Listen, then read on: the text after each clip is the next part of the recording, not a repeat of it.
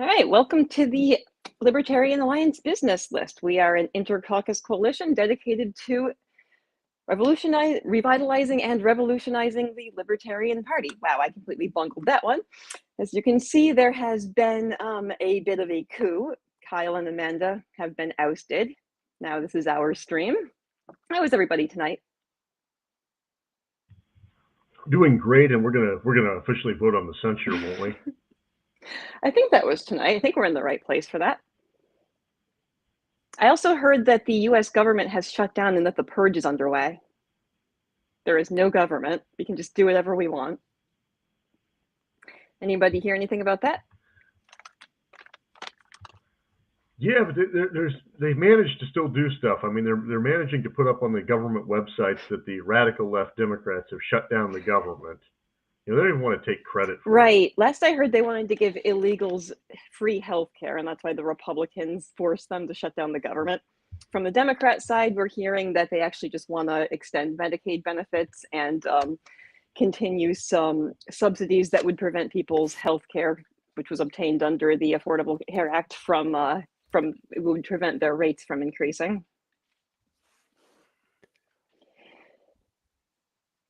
Yeah, From what we understand, yeah, the most annoying parts apparently are still working. We still have TSA agents. We still have FAA agents. We still have, we don't have EPA inspections though, so I guess that's one benefit. From what I can tell, there are still cops patrolling the streets. We just can't quite sure we'll smoke have crack military in our public. cities. Oh yeah, we still have feds in our cities. We still have ICE raids. So Hey, I what's don't up? really know Sorry what they about mean. that. But Hey, Rob. Y'all hear me okay? Perfect. I got kicked out of our live stream app and it just disconnected everything and said it didn't recognize that.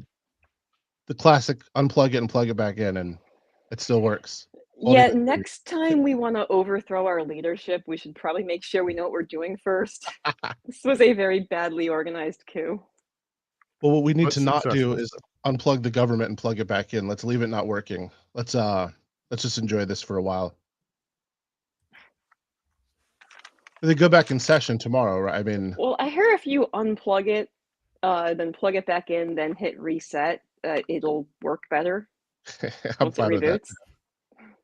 Fine with that too. Yeah, wouldn't it be great if like it restarts and then all the laws are gone and you have to start over? So the wild thing, talking about the shutdown, the wild thing. Yes, Joe, I have to drop off this 10 minutes early because I'm going straight to the Black Powder podcast. I'll plug that afterwards. But yeah, as Thomas Massey pointed out, the Democrats are refusing to vote for a line by line continuing resolution that they passed under Biden, and the Republicans are now wholeheartedly endorsing it. And it's when we say the uniparty, like we very much mean the uniparty. And if it feels like we're going after Trump extra right now, it's because Trump's in charge. And when it switches back and the other team's in charge, then we're going to go after them more. But it's no difference. It's this big charade, and they're going to make everyone hate each other because, I mean, even though it's the same continuing resolution under Biden, the Democrats are saying, well, the Republicans want you to not have health care so their rich friends can get richer and you all die. And the Republicans are saying the Democrats want to give free trans surgeries to illegal aliens. And it's the fear mongering and polarization. Like, I mean, a dude got assassinated a few weeks ago. No matter what you think about it, like we are pushing things to the brink. Like they're really starting to test violence. You tell people words are violence, and then when you have words that they don't like, they respond as if it's violence. And that's what we're doing. And our politicians are not slowing down; they're accelerating it. The rhetoric is getting even more virulent. It's more aggressive. And it doesn't have to be this way, but we're choosing. We're like lemmings driving a car with no brakes over a cliff. Right. We already had a major line crossed. Now we're hearing the our democracy rhetoric again. Yeah, anything that goes wrong now, it's going to be blamed on, oh, it's because the Democrats or the Republicans are the reason that the government got shut down. And now we're behind on getting all this important stuff passed. They're the reason why I don't have affordable health care. They're the reason why there's crime in my city. Yeah, it's things are only escalating from here, and it's happening very quickly. Yeah, and it'll continue to happen because they've got to blame the other side ahead of the next election because every election is more important than the last election, right? And it seems like people in society really believe that, and they are now more convinced than ever that their side has to win. Oh yeah, the larger and more intrusive and authoritarian the government gets, the more people feel compelled not to vote for policies they want, but because they're terrified of what the other team is going to do to them. It's gotten to the point now where people think that the other people who vote for the other party are now an existential threat to them. It didn't used to be this bad. I remember growing up, like every election year, my parents, who were lifelong Democrats, would host a dinner party where they'd invite their Republican friends over. And it was as if they were watching a football game and cheering for opposite teams. Like, in fact, I'm pretty sure I saw them get more intense when they were, when it was football. Like, it was fun for them because at the time it was just disagreements over a slight tax increase on businesses or, like, yeah, now you have people disowning decades or ending decades long friendships, disowning their family members because the other person voted wrong. So I think the tactics have changed, and I personally blame Roger Ailes going way back, but not to take away from him, but when he created like the Fox News 24/7 broadcast, which everyone has now copied, he realized that there's not 24 hours worth of news 7 days a week. So he needed a way to keep people glued to this station. And that's where we got the just constant like breaking news alerts and the and everything in red. Then MSNBC and eventually CNN did the same thing. And we're just all in like high alert all the time. So when they start saying like this person wants to take away your health care, like you react as if this person is actually trying to kill you. Right. Well, yeah, and I mean, Sean Hannity's still talking about the same. He's still talking about stuff from 1998 that he's still mad about, and it's still a grievance that they still talk about, just like Bill Clinton's still president. You know, they just recycle this, oh, Obama, this stuff that's happened, you know, decades ago. They're still going on about. Joe asked a good question. I would like to throw this out there. APAC and Soros, if you're listening, my soul is for sale. And it's probably not even that expensive. Like, hook me up, send me one of those checks. I take it you got to talk to Bill Redpath to get those checks. From what I've been reading on the LNC discussion list is, I feel that George Soros has achieved a good bit of success. I don't like the guy. I'm not defending him for what it's worth. I think he's a pretty terrible human being in every single capacity, but he's very successful and he picks winners. If he's given money to the Libertarian Party, I got to question his current judgment. yeah, but he isn't really giving money to the Libertarian Party, unfortunately. No, it appears there is, you know, maybe he's supporting ranked choice voting. I don't know. I think it's probably an organization that he funds that happens to support ranked choice voting. It's just one of the many organizations they gave to. But somehow that's the big scandal, that because through all this money flow, that some of it got into an organization that what Bill Redpath serves as on a board of directors or something for, or helps out, or I don't know what. Right. It's just ridiculous. From what I understand, that he at one point, or rather during the petitioning period, was collecting signatures for RFK along with the Libertarian candidate. Now, this is a very common thing in a lot of states. Like the LPNY frequently does this. Like we'll enter into an agreement with an independent candidate or the Green Party candidate. Like we'll say like, okay, we'll agree not to run a Senate candidate. You'll agree not to run a presidential candidate. And then when we go out to collect signatures, we'll collect signatures for our person and also your person. Like some organizations, depending on bunch of things, will pay people per signature, but like presumably if he was getting paid, it would have been paid by RFK's organization for the RFK signatures, and if he was getting paid for Libertarian signatures, it probably would have come from LP money. So from what I can tell, that's what this appears to be, just a joint signature gathering agreement. So that's a super common thing and not evidence of any wrongdoing. No, I mean, if he was collecting signatures for Chase and then ended up collecting signatures for Kennedy, yeah, it probably should have been disclosed. Probably best practice to disclose it. It's not the same thing as what Angela McArdle did, though, because he Right. happened to take money from the Kennedy campaign. It's not the same thing as creating a company, a hidden company in Delaware to divert funds over from a joint fundraising committee that you voted for. Bill Redpath didn't even vote for it, by the way, and to divert that over to your household. Completely different thing. But they're trying Right. to throw anything out there. Just seems like a pointless diversion. But yeah, I mean, okay. If someone, yeah, I mean, if it's a direct competitor to our presidential candidate, yeah, maybe it was questionable, but we would need to see some evidence that one, he was getting paid to collect signatures for RFK with LP funds, and two, that this was actually influencing his behavior in the LP. Like if he'd made an agreement to support certain policies on the LNC, or to, I don't know, like to not actively support the Libertarian Party candidate. But I like the idea that libertarians, that even if they're on the board, maybe disclose the conflict of interest, but they're collecting signatures for their candidates. You could make the argument, okay, that's a candidate that's now going to compete against us, and I understand that. But we support ballot access, and we want people in other parties to be able to collect signatures to us. And I think we've got to kind of break down those barriers if we're gonna fight this system that we've got to fight. And that includes having people that'll gather the signatures, whether they politically agree with us or not. It doesn't matter if a green candidate wants to come over and collect our signatures for pay, that's fine, and vice versa. That it's something that we've got to do if we're going to be able to get on the ballot. Right. And I mean, that's actually an alliance you have to build. right. We're in favor of single issue coalitions. Okay.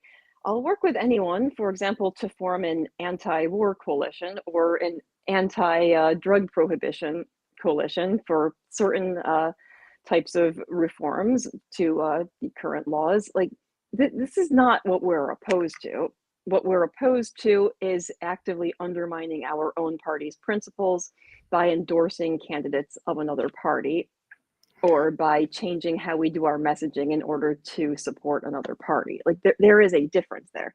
And this looks like an example of the former. Like this is someone who is a member of the Libertarian Party, serves as an officer in the Libertarian Party, but also happened to be involved in an organization that supports something that also benefits libertarians. Like there doesn't appear to be a conflict of interest from what the information appears to show. I think it And is. yes, go ahead. Well, I also I feel like it's an example of, we have a pretty, I feel like toxic is a cliche word, but sort of this combative culture that's really come up recently. It's easy to point fingers, I think, within the party. I think it's also a reflection of what's going on in the country and the world. I think social media is part of the influence. I would hope some of us could be better than that, but it's just so easy to get sucked into that, and things get blown up, especially online. There's no facial expressions, there's no body language, there's no way to tone things down. Everything gets taken at the worst possible interpretation, and over time, it really builds into bad blood.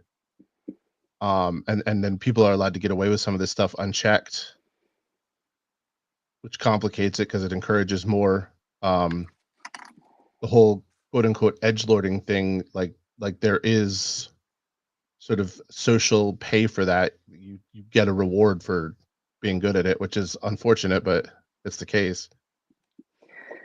Right. I mean, in theory, people who are liberty oriented should not be fighting each other based on minor differences. Like, okay, I will say that being an anarchist is the only consistent position. However, if you're still in the minarchist phase, you still want to eliminate 90% of the government, you still want to get rid of all unjust victimless crime laws, we shouldn't be wasting our time fighting each other over that 10% that we disagree on. But yeah, I think this, as you were saying, I think this is kind of a reflection on how divided everyone has gotten.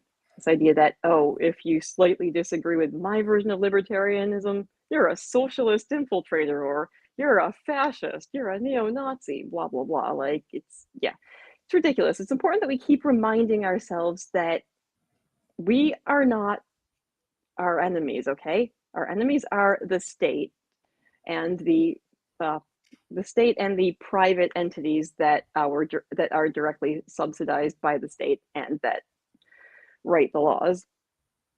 So I think that's an awesome point and a critical one. It's the state and its apparatus. It's not even each other. It's not Republicans. It's not Democrats. Like, there are reasons that they are doing what they're doing. And if they're not coming over, then the failure is ours and not conveying our message in a way that they find that they're receptive to. I mean, and that was kind of what I was getting at when we just have this like aggressive combative culture and we're talking to Republicans or Democrats like, hey, here's what we think. And they're like, well, those ideas are way better because they're objectively way better. And then they look at the party and it's like, oh, well, this is a shit show. It's hard to back up the claim that like they should take a chance and come join the liberty movement. Right. I think I'll join this third party because I'm sick of both major ones. Wait, what's going on here? Why are they only fighting each other? Yeah, I can't imagine why people might not want to get involved once they see how dysfunctional they are. I will say, thank God that when you go to lp.org, it no longer, the first thing it tells you is the next LNC meeting or gives you links to it or anything to watch it, that they have cleaned that up. For the longest time. That was it. And it was just advertising the chaos in the party. And nobody really cares about it outside of, the people that are extremely involved, but the average member or person interested in becoming a member. So I do have to say good job on that, because we're not, at least not putting it out there in front of just everyone seeing it.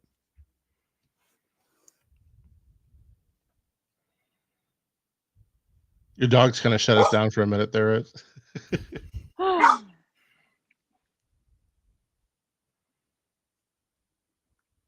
I don't know. What's the solution? What's the remedy? How do we fix the party? We got like 40 minutes. Let's solve everything right now. Oh, there's all kinds of ideas. I've now, it's, I think it comes down to putting the right people in these leadership positions. And you were talking about social media and the problems with it, but part of the issue with social media is, or at least the way I see it, is that you're no longer running for these positions on your qualifications, but how many friends you have on social media, how influential you are, and not necessarily whether you're the person with the business skills, with the marketing skills, the financial skills, the fundraising skills, or whatever those skills might be, or just the knowledge to serve on a board of directors.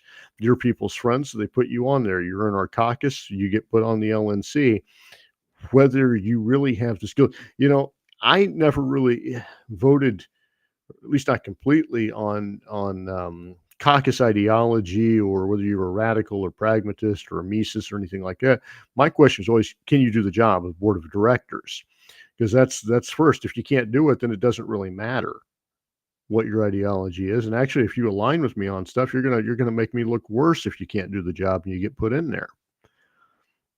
But when we go to the point that we're electing our friends to these positions, or we're electing people just because they're in our caucus, or we think they're going to vote the way we want, or they're going to vote the way the chair wants, and they're just really the people there to do the work of the chair or do the votes for the chair, that's not a functioning board of directors. We need diversity of opinions, and we need people to push back. We need people to play devil's advocate at times.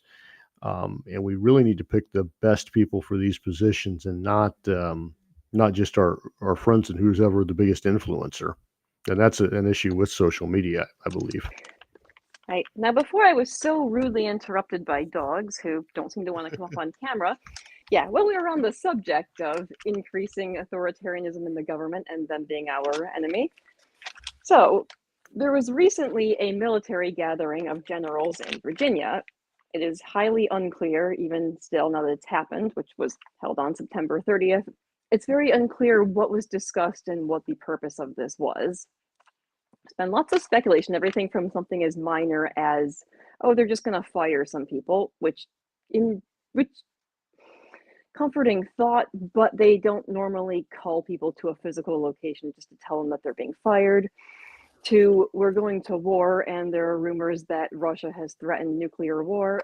To, they're being told that they may have to fire on their own citizens. And don't forget the aliens. Oh, yeah. Atlas Comet, there's an alien invasion coming. I like that theory. I am welcoming it. welcoming it. The aliens will save us. Now, no, it's interesting. They spent tens of millions of dollars to fly all these generals back here with a week's notice. And as best I could tell, they get up there and Trump wants them to applaud. And of course, they're generals. They don't applaud. They just kind of sit there.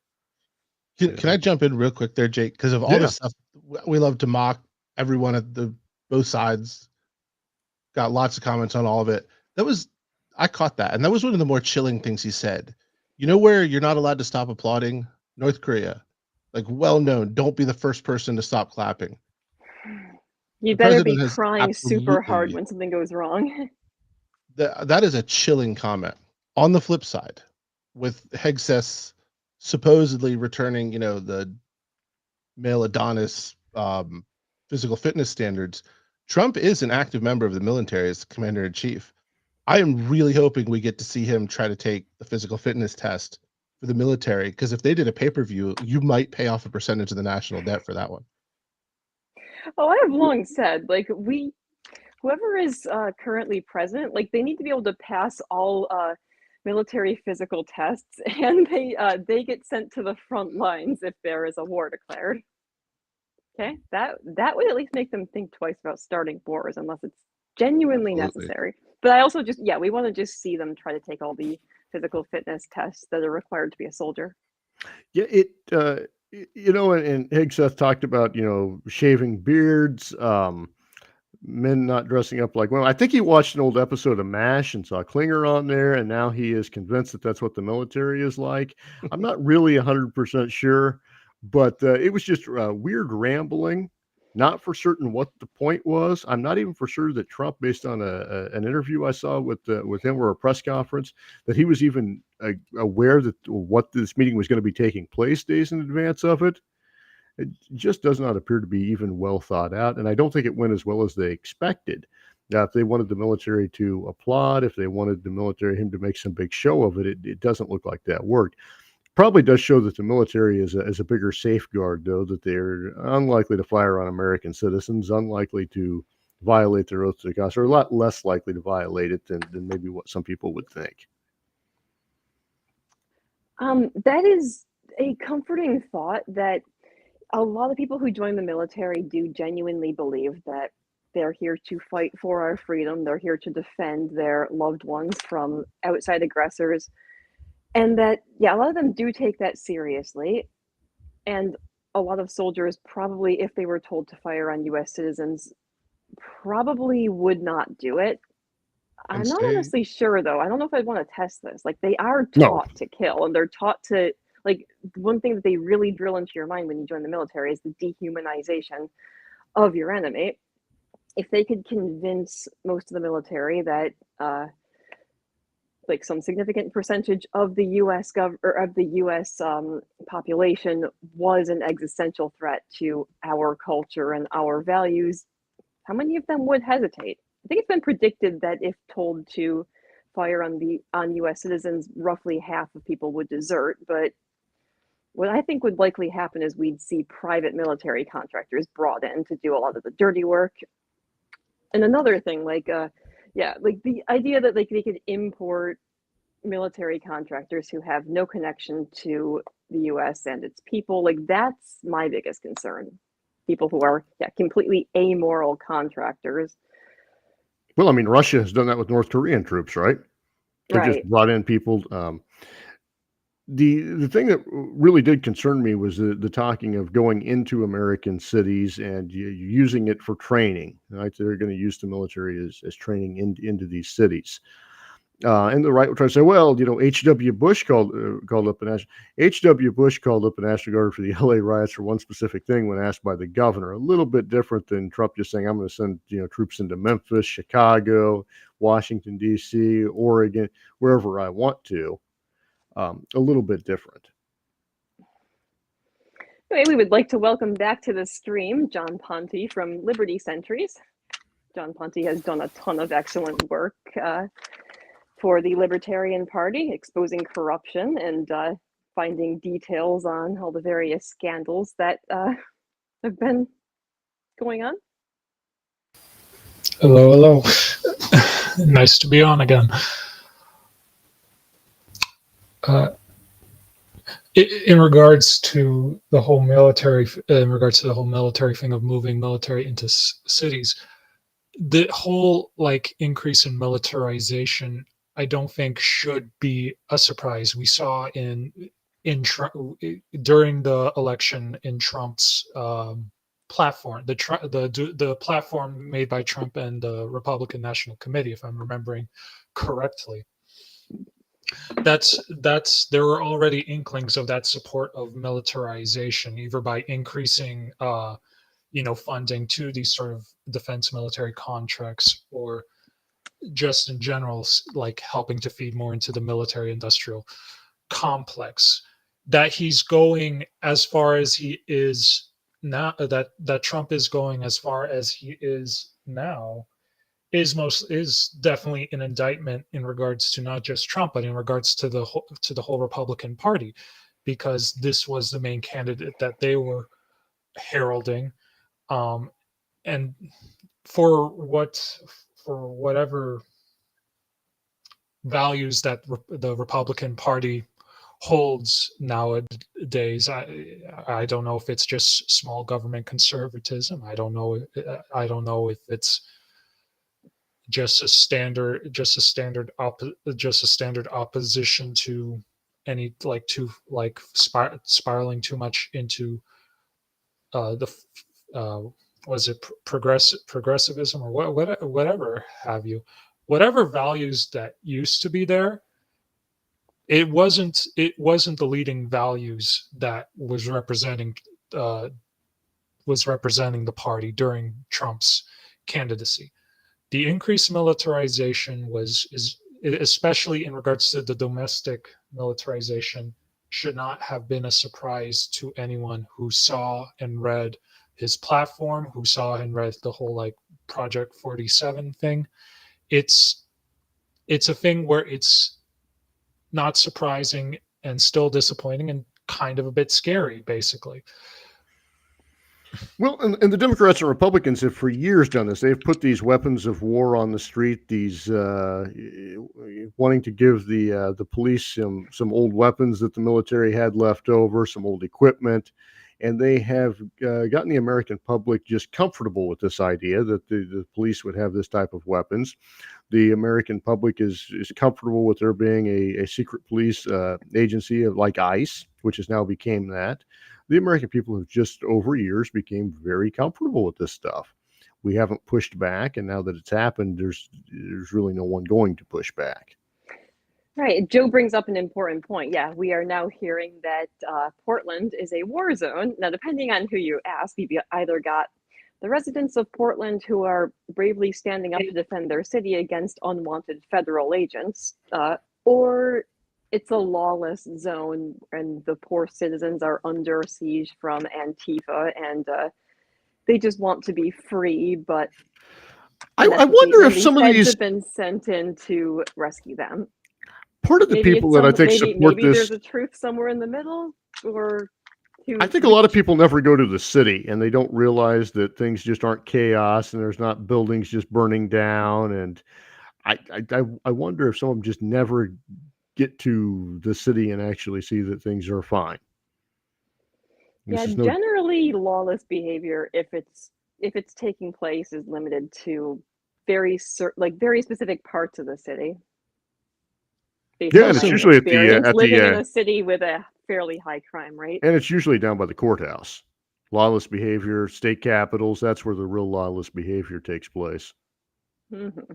There's also, so when we point to things on the quote unquote other side, we're not doing whataboutism or both sidesism, because again, it's the uniparty. It's sort of showing how they put on a red uniform or a blue uniform and look for ways to advance their agenda. But I think that there is a legitimate issue with particularly some very leftist judges who have been incredibly lenient on violent crime. So we're not talking about letting someone go for smoking pot. Because this is the issue in Charlotte. Obviously, we've been front and center for quite some time, and I'm in the city of Charlotte all the time, and it is not a war zone. and there's no need for federal agents, and it has actually improved year over year, but some of it's pretty bad. And there are a number of documented cases where people have been arrested 25, 30 times, sexual assault, violent robbery, and they're just getting put right back out on the street. And that's a problem too. So when they fail in that regard, it does open up this conversation where now people are saying, well, if the choice is between, these Joe Biden super predators or the National Guard, they think that because they're good, quote unquote, law abiding citizens, the National Guard or whomever is going to protect them. And it's just how the interplay of the total undermining of sort of our rights and our ability to protect ourselves, and the government just stepping in and doing everything top down perpetuates itself. Oh yeah, I predicted this because what usually happens is actual violent criminals are released over and over, but people who are guilty of running a business without a license, being in possession of a chemical substance that the government decided they don't want you ingesting, those people are locked up in prison for years. Yeah, or what also happens is like violent criminals are released over and over, but if you dare try to defend yourself or try to defend your property against one of these violent criminals, then you get arrested and you end up doing time. I predicted this. I'm like, if federal agents are sent into these cities like Trump is threatening, like there are going to be a ton of people who are all too happy to have them there because in the short term, it's going to feel like something is finally being done about the crime that the local governments have completely failed to act on. And yeah, I mean, we are seeing this. We're seeing like interviews are showing people are saying, "Oh, it's great. I finally feel like I can walk down the street again." These National Guard troops are finally doing something about the criminals. But I mean, it's a trap. It's meant to get people used to having federal agents patrolling the streets. It's meant to Well, it's kind of like normalize having feds. been done in El Salvador, right? Now, El Salvador really did have very, very, very high crime, high murder rates, gangs everywhere. It was a nightmare to live. And the dictator they've got now, Bukele, went after crime aggressively. The problem with it, though, is he also went after civil liberties aggressively. You are basically guilty until you're proven innocent there. So there are innocent people that are being locked up in these torture prisons. But Trump sees that, and he sees that Bukele is very popular in El Salvador. Of course, he's cleaned up the crime, right? You can actually walk in the streets safe or not get harassed by gangs or get killed. So he sees that, and I think he believes that he can do the same thing here, right? That he can fight crime, and people will like that. The problem, though, is that we also love our civil liberties.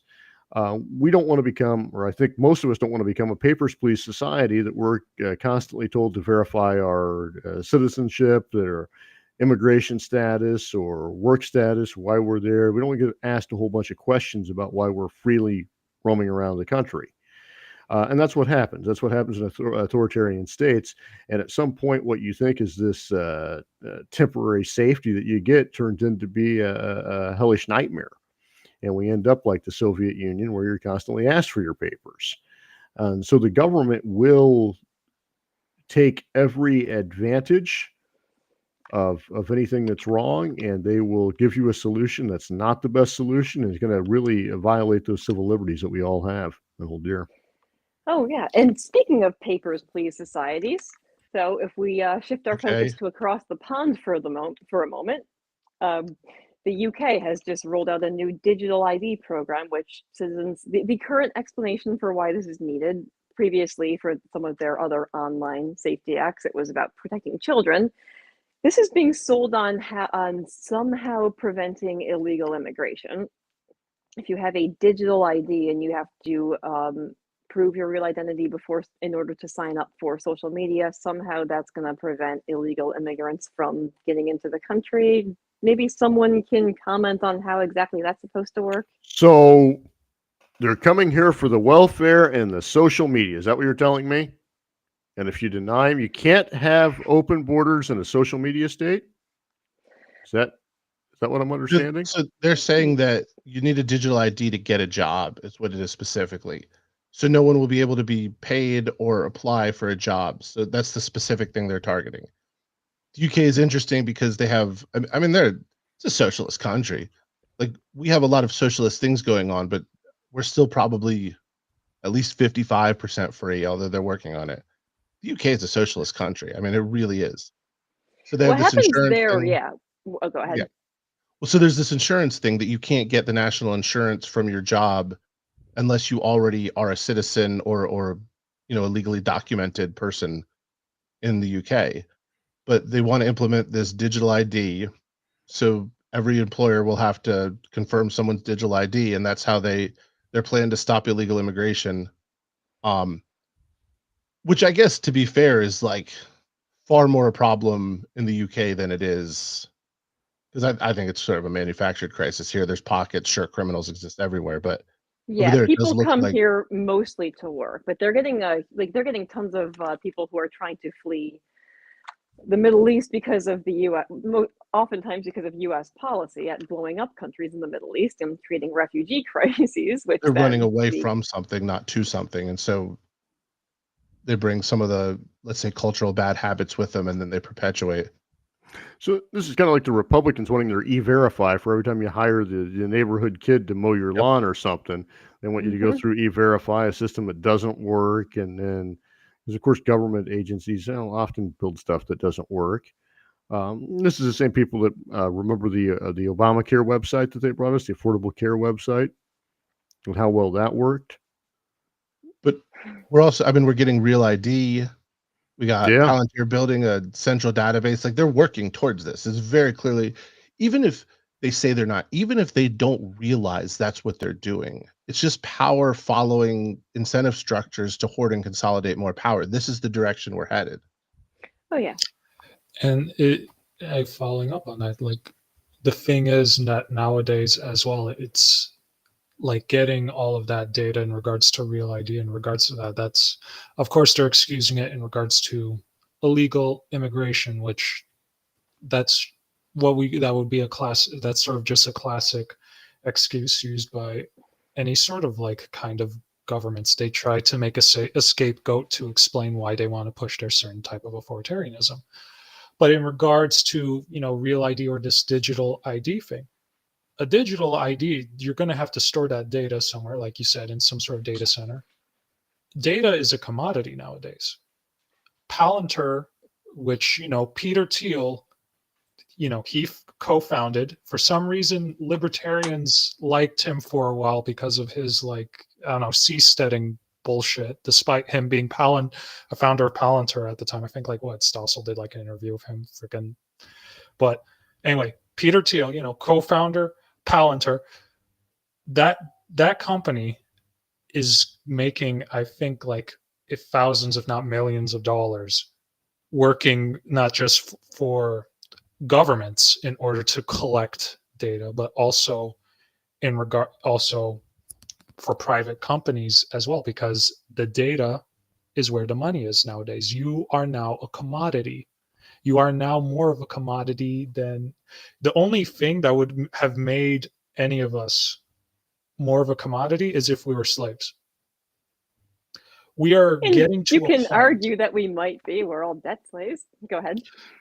We are getting to a point where, because the internet, social media, because all of that is so intertwined with our lives nowadays, we cannot live without the internet to do work effectively. We cannot live without internet to get with banking job. Everything is moving digitally.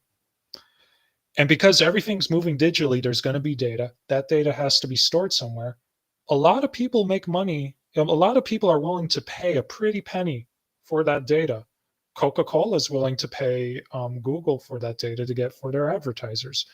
You have Coca-Cola, Nike, whatever. All these big companies, they're going to love having all that data so that they can have targeted ads. And of course, Meta, Google, they're all going to love taking that money in order to sell that data. Oh, you are the product. That's why they're afraid. You are the product on social media. They're gathering data so they can sell that. And why wouldn't these governments possibly do the same thing? They could possibly make, who knows? This is more putting on a bit of a conspiracy hat. But if they are trying to get all this data, who is to say that they won't try to profit from this data? Who is to say that they will not try to give this data either to the certain bidder or either to the highest bidder, or to find ways that they can themselves can make contracts with these organizations in order to, of course, better effectively manage the state? Because in the end, it's going to evolve into what Gilles Deleuze called a society of control, if I'm remembering correctly, where there is no need to put you in a box in order to have you locked in a prison, because the whole society is, in essence, sort of everything's watching. The walls have eyes, the hills have eyes, the birds aren't Right. real. You don't have to be locked up. You just have to be locked out of doing things that you need to do to go about your day-to-day life. You can just be locked out from purchasing groceries if you can only pay with some kind of central bank digital currency and the transaction is rejected. You Or can not be even prevented from getting into your workplace. Yeah, the not possibilities even are scary and they're and endless. yeah, and not even in regards to just being locked out. Being locked out is just a more manifest form. The problem is the main thing is going to be the being watched every movement, every second. And we've helped, and I think unconsciously we have helped create, I think, what is it? Jeremy Ficklin, he calls it a dictatorless dictatorship. Mm-hmm. And it kind of is that, because there isn't necessarily that one spot that we can blame in regards to it. The whole society is reinforcing this sort of structure of power and domination through these kind of concentration of data and the use of that data as a commodity. So there is one place I actually think you can blame, going back to what Rose said about, are we wage slaves or not? This all stems from having Debt property slaves, but tax. yes. Debt slaves, wage slave. I mean, the Same, well, one leads to the other. same concept, same sort of stranglehold on the financials, but I think it's property tax. You can't own your place and become self-sufficient in this country. You have to participate in the system. You're a slave to the system. And then once you're forced to be in the system, any control that is exerted over the system is control inherently exerted over you. Oh yeah, and then when you're eventually priced off of your own land because your property taxes keep rising and the state eventually you can't pay, the state steps in And then and they take confiscates it. your property, but maybe then they'll sell it off to a politically privileged mega corporation who will offer to rent it back to you. But then of course do. that corporation Cough, will be taking BlackRock, orders cough. from, yeah, they'll be taking orders from the state on yeah, be on the lookout for these extremists. Yeah, we don't want you to rent your properties to them. Okay, so then you end up evicted from the place that you're only renting from a supposedly private but not really private company. Yeah, there's no line anymore. Yeah. We're not even pretending there's a line anymore. I mean, like when Trump came in, I'm skeptical of every administration coming in, but I also always try to look for some silver linings, potential bright spots. In one area, as I was like, RFK's controversial, but at least maybe he will get rid of this like regulatory capture. The pharma industry will not own the approvals and disapprovals of the products it's pushing. Now apparently, like Orla's hanging out in the Oval Office and Pfizer's at the head of some council or so. I mean, it has gone as far in the opposite direction. I don't think anyone imagined that part was going to happen. But the line between there's public and there's private, but corporations are not private. They're really the whole public thing. Like they're just another branch of the state. I think I would say in regards to that, where with a lot of these corporations who either they work with as like, being contracted out by the government, or they simply benefit by how much limitations the government has on like smaller businesses. Potential or competition. yeah, they limiting the competition Right. and The idea that favoring the these corporate. state, yeah. Oh, go ahead. And so it's a thing where the corporations, in a way, they're so big that they're public, but it's still reaping private benefits. They're private in the sense that it is still in private hands, but they're public in the sense that they benefit from the government, either directly from contracts or directly or indirectly through the amount of red tape that only those who already have the capital, already have the money to pay all the fees, all the taxes, all the regulations, all the licensing. The top ones who have all the dough ain't going to worry too much about that because they can always pay out. It's And as even long as they worse. keep that monopoly. They don't even have the money. They just have enough to collateralize it so that they can take out super low interest loans that the banks are funding with the Fed money that they're printing. So they're not even suffering from inflation. They have zero risk. And we pay for it by seeing our currency devalued. Basically. And it's a pretty thing wild. where it is, but it's a thing where when I know that like the whole thing with fascism, Nazism, that's like a big taboo in liberty circles. I've mentioned that before. But when it comes to sort of the economy of Nazi Germany, and there were even both like in regards to historians and in regards to economists, the public sector, the government did like employ a good amount of the private sector to work for the public. And there were like mix of times where Nazi Germany nationalized certain industries and times when Nazi Germany privatized certain industries. But in the end, it didn't really matter because even though the corporations that the Nazi government sort of commissioned were privately owned, it was made it in such a way that they had to align with the meat ends of the government and to Absolutely. serve the needs of the government. So you can have a wholly privately owned corporations, private society, in a way, and still have a dictatorship, still have this corporatism. Why? Because just because something is privately owned and there's private profit from it does not mean that that profit does not come either at the expense of the public or due to being some service for public ends, or more specifically for government ends.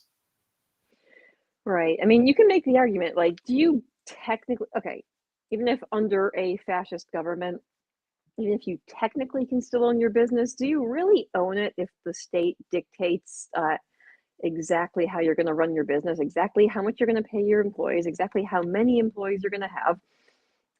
They're going to set quotas on how much of your product you're allowed to make. They may even dictate what types of products you're allowed to make. Like, at what point is it not really your business? At what point does the state own it and you're just technically sort of running it, but also they can step in and seize it from you at any moment if you're not doing what they want? Do you really own your business if you need a license to have it and they can take the license away if they don't like what you're doing?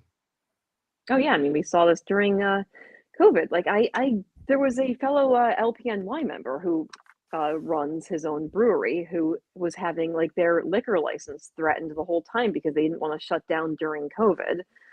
Like, if you're like, the purpose of your business is to sell liquor, but you have to have a license to do that, and the state, like, it just gives the state leverage. If they revoke your license, then it's effectively illegal for you to run your business and have your business do the one thing that it was created to do. Well, we're already seeing problems, with like the tariffs. Businesses go into these industries knowing that there's risk, and they try to calculate the risk. Well, one risk that you can't easily calculate is the President of the United States putting massive tariffs on things. Think of the farmers right now. They're talking about a $10 billion farmer bailout because of Trump's tariffs, because China is not buying our soybeans anymore. We're trying to Prime bail out. example. Oh, go ahead. Sorry. No, you're good. Yeah, prime example of the state breaking things and then having to step in to fix the things that they broke. Like, I couldn't imagine an example better than that. So now farmers can't sell their products. They also can't afford the increased cost of growing their products because of materials costs being higher. So now the state has to step in and bail them out. You know, in India, when it was the British controlled India, there was a problem with snakes. So they decided to put a bounty on the snakes. And what happens is people start raising snakes to collect the bounty. Uh-huh. Well, they realize this is a problem. So what do? They remove the bounties. And then those people that have all these snakes decide to release them. You They end up just with more release them. you just end up with more snakes than what you had from the beginning. And that's what government does right there. This whole thing that, we're going to try to make the markets work or it doesn't work. The one thing we've done is created a trade war that now people are suffering from. And now we're going to steal money that we've already taxed people from to give to one group of people because we made a foolish decision with the government. So we're just stealing money all around and then paying people off. That way they still vote for us. Well, hey, on the note of voting for us, I do have to jump because I'm going over to the Black Powder podcast right now. So when this is over, if y'all want to jump and check me out, but I am running for mayor of Charlotte, and I'm going to try to do this right. I'm doing a little plug. If you have it in your heart to donate, there it is. Did that work? It's there. So this goes to my local county affiliate. I'm trying to raise $1,000 for yard signs. We've already put in 500. So I hate asking for money. You should we already get so much of it taken, but if you got a little extra and you throw it my way, I would be forever appreciative. Jake, Rose, John, thank you. A pleasure. Always nice to be with smart people making me look better. So thank you. Talk to you very soon. Thanks for being on.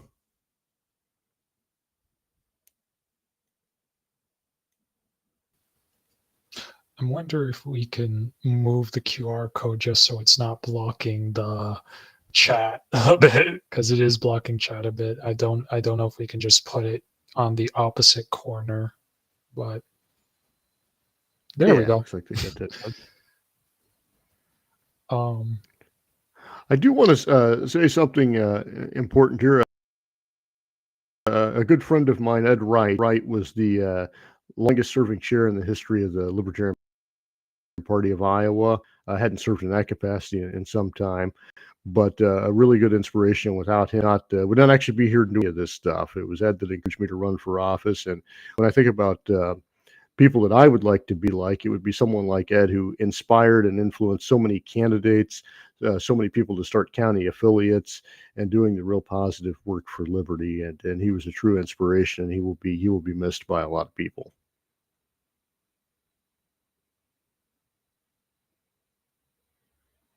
Need more dedicated individuals like that to get involved. So speaking of that, yeah, head over to our QR code, join our Discord, follow us on X.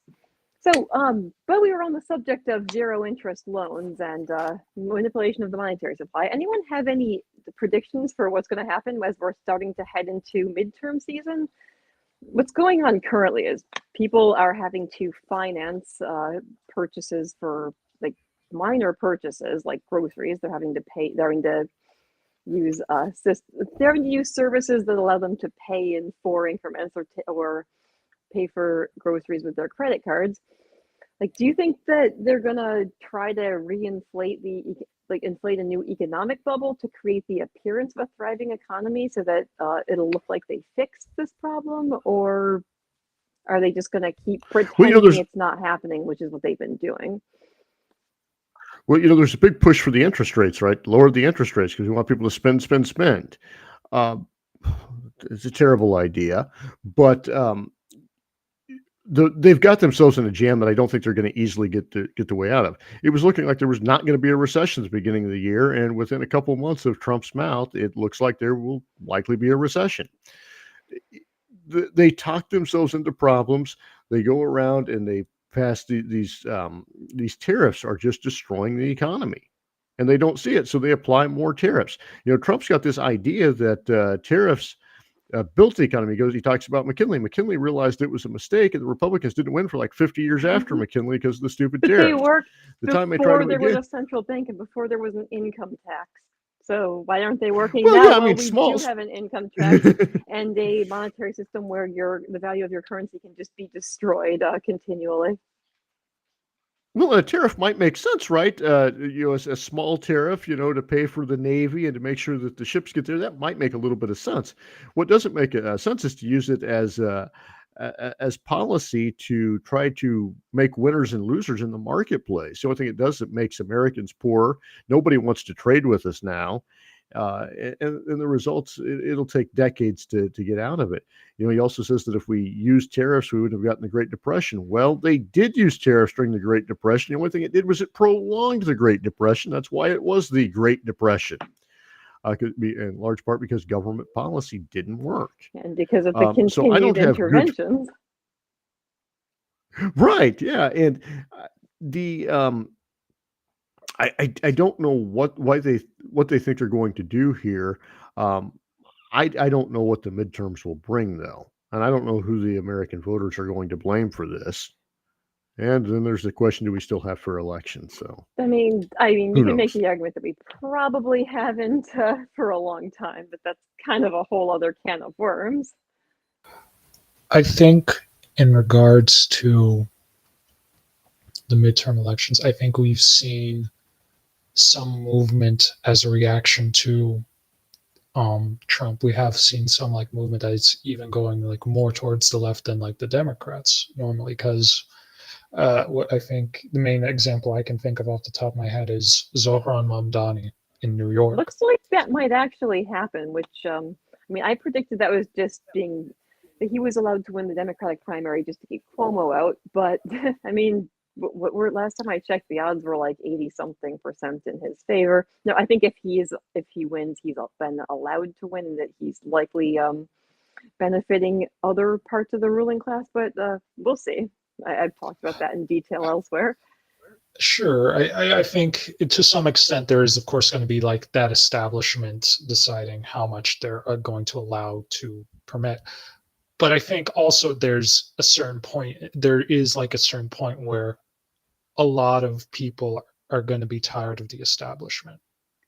And a lot of people are going to choose to go to other avenues when it comes to Trump. I think there's going to be a good amount of reaction in regards to Republican candidates where they might have less of a chance of winning. Granted, if it's going to be for like a hard red state such as Texas or like any of those kinds of states, anything, it's normally going to be more of the same. It's when it comes down to that sort of inner party conflicts, whether they're going either for a more establishment thing or going towards a more radical thing. I think with, the whole MAGA radicalism on the right doing its thing, there's going to be a bit more radicalism on the left coming in. And I'm not entirely sure if on the right, there's going to be a bigger push back to a more moderate republicanism. I have no idea. Well, and I think We're seeing populists. you got to kind of take ideology out of it too. It's tribalism, and it's tribalism on all sides. And if you take the idea, because you can say that, what does MAGA really believe? Well, it depends. It doesn't really make sense. The same way what the left really believes doesn't make sense anymore. You can't define it necessarily with an ideology, but you can define it with a tribe, and whatever direction these tribes decide to go in is what they will do. And we talk about authoritarianism on the right because Donald Trump's in power, but in a counter pushback could be authoritarianism on the left comes in. You can say that Donald Trump will have the power, but he may not. Usually when authoritarians take power, they have done something to make the economy better before taking power. Donald Trump has not done that. That makes it a lot more difficult. You see the rise of strongman really leaders when the economy is bad, and then normally normally once they get power, they're able to, at least in the short term, things do improve. They're able to create an economic bubble to create the appearance of a thriving economy. Things do get better for the average person, at least at first, and then it looks like their ideas are working. We kind of saw that, well, in 2016, like the economy under Trump was good. It was a bubble economy, but most people don't know that. So the reason why so many people voted for him a second time wasn't even necessarily because of his policies. They just remember that the economy was good under him, and that under Biden it went to shit. That was, of course, because it takes time for the effects of massively expanding the monetary supply to appear. There's always a delay, but they were starting to show up under Biden. And then, of course, Biden didn't do anything to prevent it, continued to inflate the monetary supply, continued the massive spending. Well, and generally, the president doesn't have a whole lot of control over the economy and what it does until they do something like decide to create massive tariffs out of nowhere and tax the American people without even a vote from the legislative branch. Then they can really do some damage. Most of the time, it's the president doesn't have a whole lot of influence, but they get the credit or blame whether the economy was good or bad. And I do think people look at it like nostalgia for Donald Trump's first term, but that's not what the second term looks like. The first term, he didn't really know what he was doing. Now they know a little bit more what they're doing, and they're trying the stuff that he believed would actually work. They did a few tariffs, but it was nothing too major the first time. Right. I hope people have figured out, though, that there is not going to be a political solution that lies in either party.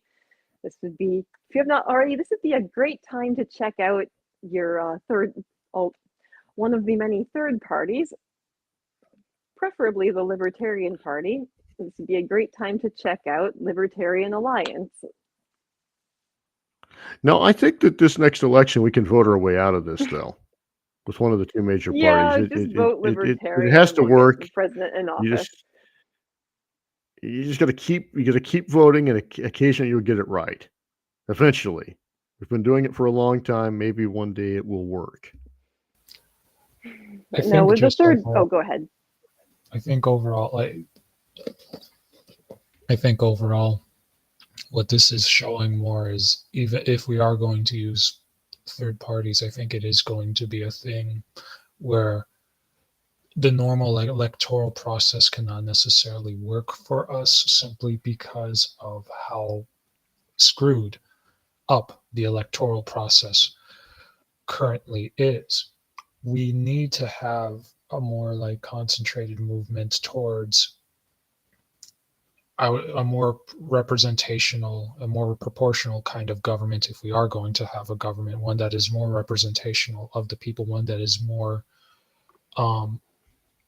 directly answerable to the people. And we've had it where in other countries, and as well as throughout time, we've had these reforms where you had what's an example?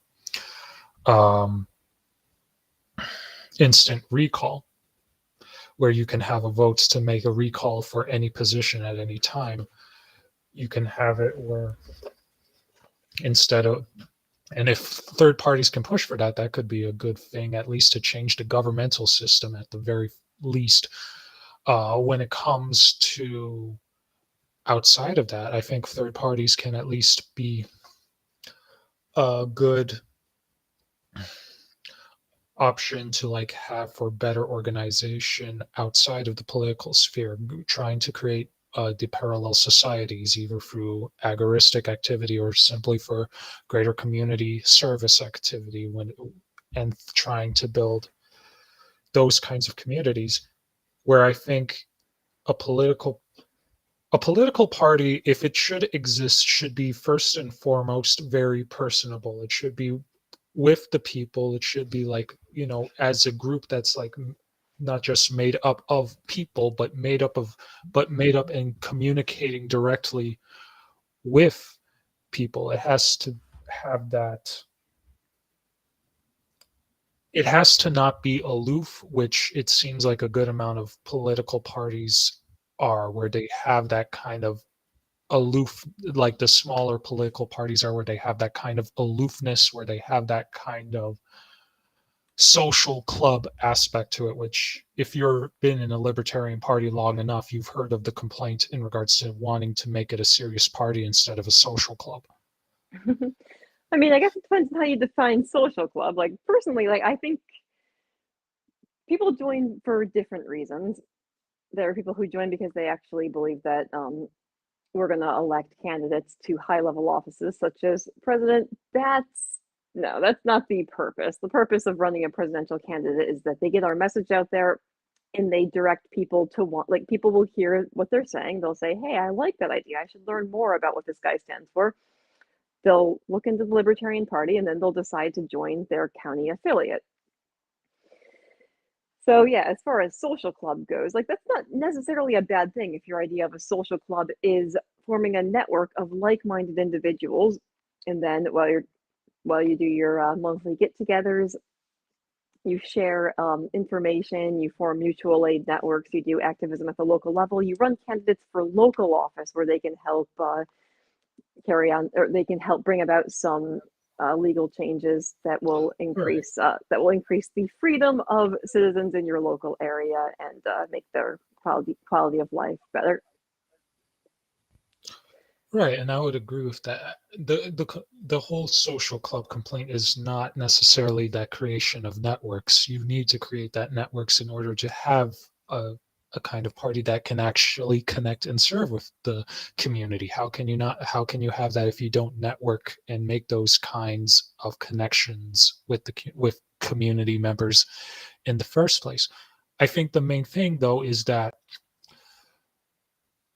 the whole social club complaint is that it's only for trying to be self-serving in the sense of self-serving of a kind of ego as a sort of like a group of enlightened individuals at times.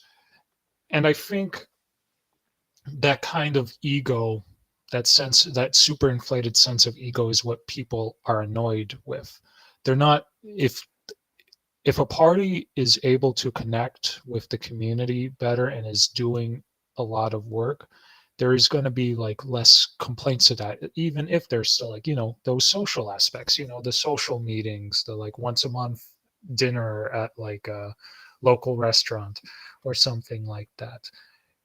It's just, you need that sense of connection with the community. And I think a good example I could bring up is the Black Panther Party.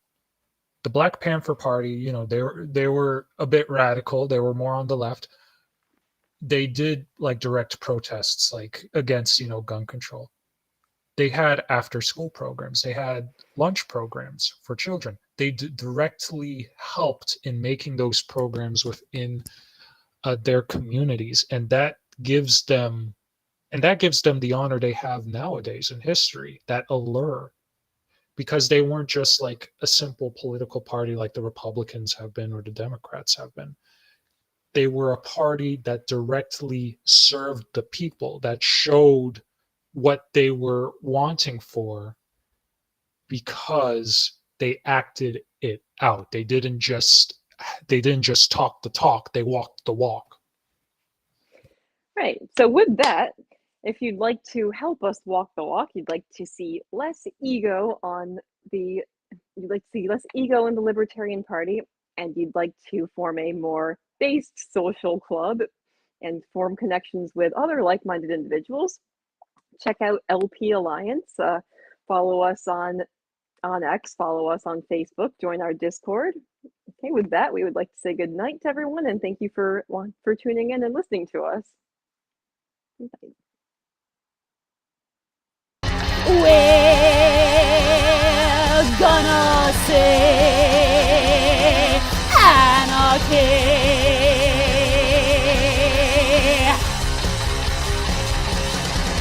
And we're gonna say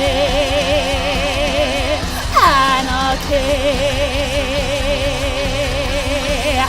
Full transparency. Now I wanna say